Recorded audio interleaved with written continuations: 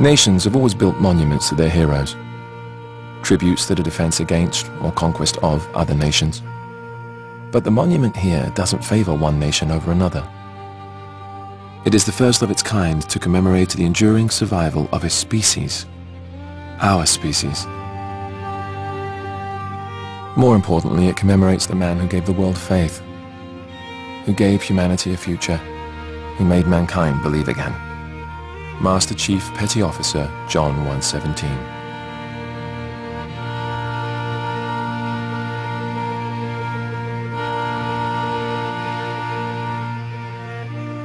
So it's no surprise that the piece itself is special.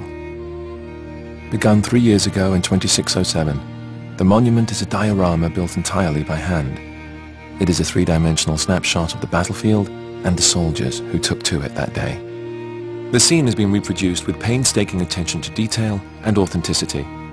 Only the men and women who were there know it better. Today, we go behind the scenes to see its creation. To ensure historical accuracy, the boot camp induction scans of every Marine involved in the battle were obtained from the United Nations Space Command records. In this way, the artists were able to place the right face to the right soldier. After each face is completed, it is matched to a body which has been rendered complete with uniform and body armor, then carved by hand. It was the artist's vision for this tribute to humanity that each piece be shaped by the hand of man, without the aid of robotic model-making systems. Each handmade soldier is posed, painted, and placed on the battlefield, both the victorious and the fallen. Based on topographical maps of the day, the artists are able to replicate each hill, each plateau, and each ravine to near exact specifications. But one of the real marvels is in the cityscape itself. After fighting had ceased, meta-archaeologists unearthed the city's building archives.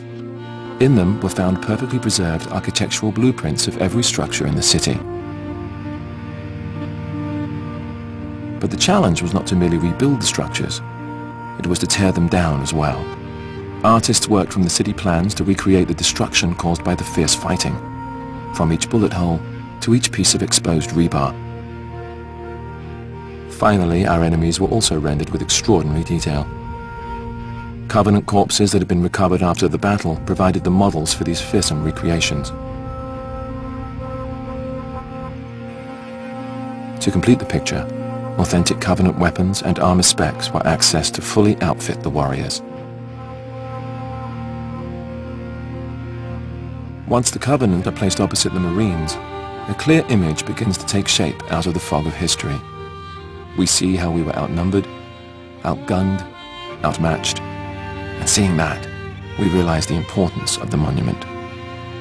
On that day, half a century ago, our species was pushed to the crumbling edge of extinction, and as we teetered on that precipice, staring down into the abyss, a hand reached out, pulled us back from the brink, and gave us hope. The hand of a hero.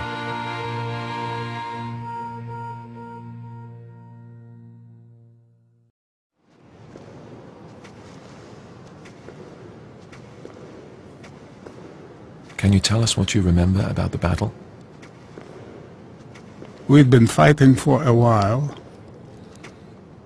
On the 7th day, we ran out of ammo. We had to scavenge all we could from the weapons that had been left behind. The pistols, shotgun rounds, a handful of grenades. Do you remember where you were? When Master Chief armed his grenade, I was in the back of an overturned Warthog firing an M41. How did you manage to keep it together? We knew Master Chief was still in the fight. He gave us hope.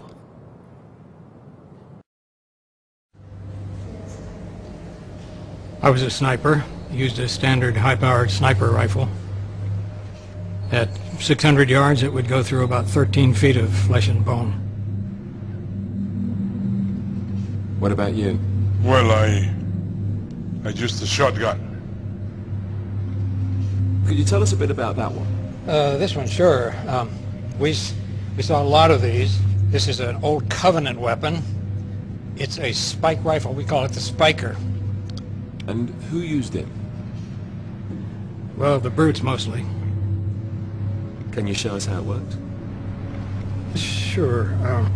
They used it as a handgun. That's heavy.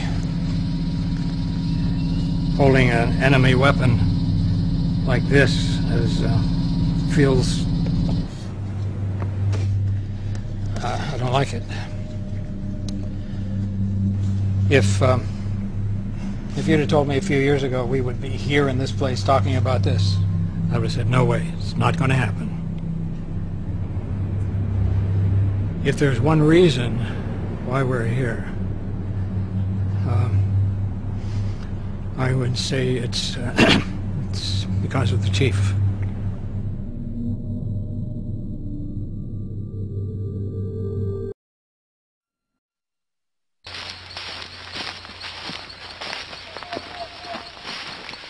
This was made by a plasma rifle.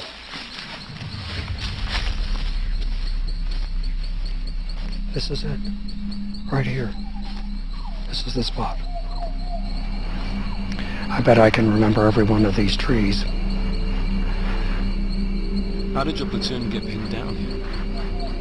We got word the Covenant was out here hunting us, and that Master Chief wouldn't be able to rendezvous with us until dawn, so we had to go dark. Go dark? It's no helmet lights, no readouts, nothing that will give away our positions. Like rabbits down a hole. Invisible. Do you mind if we turn the lights on? Okay, all right.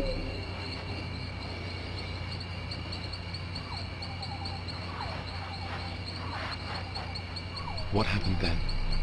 For 7 hours, we couldn't do anything but be still and listen to them hunting us.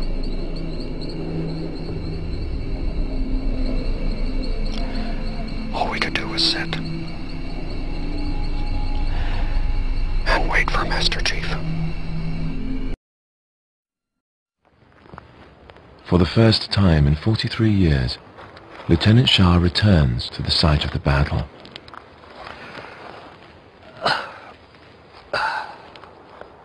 What is that?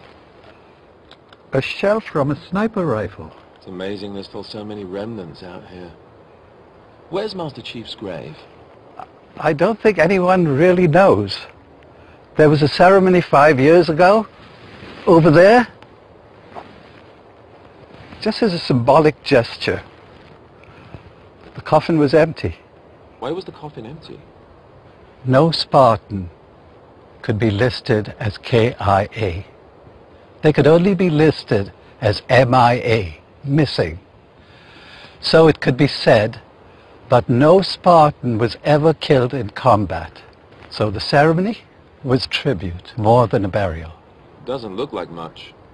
Chief told me once that no soldier should be honored for doing what is expected.